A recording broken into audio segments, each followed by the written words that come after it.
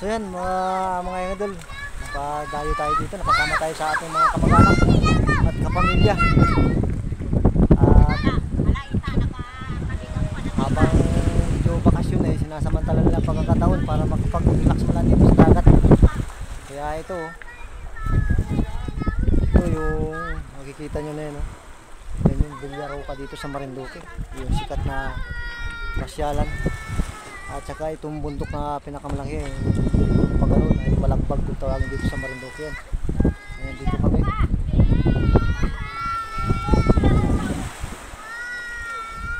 Maganda. Ganda ng rock formation ng dagat na ito. Dito lang ito sa may barangay Iyok ata ito. Sa may Concepcion. Ayan o. Ang ganda ng mga niyugan sa kabundukan dito. Ayan, ito yung mga bata, enjoy na enjoy. Ayan, may kainan. Ayan o. May kainan tayo mga kaidol. Kain tayo mga kaidol o. Merienda. Sarap kumain pag yung bagong ligo eh. Kaya lang wala tayong pampalit mga kaidol. Hindi tayo makakapagligo nito. Ayan, mga bata, tuwan-tuwa.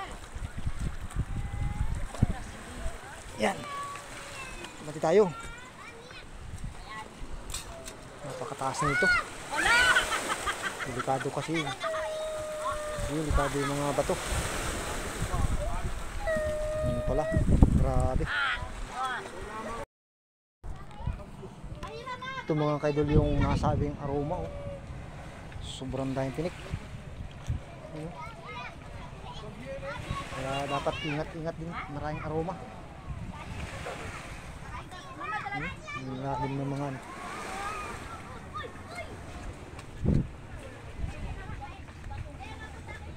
pinapasukan din pala ng tubig to mga ka-idol. Itong ilalim na ito. Ito pala may kuweba rin pala sa ilalim na ito. Ayan, may kuweba. So yung daming aroma, matinik. Grabe. Ayan. Meron pala.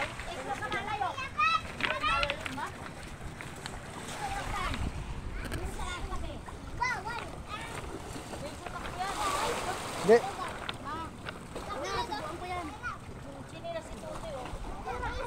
Oh, napakaganda. Mga kaidol. Ayan o.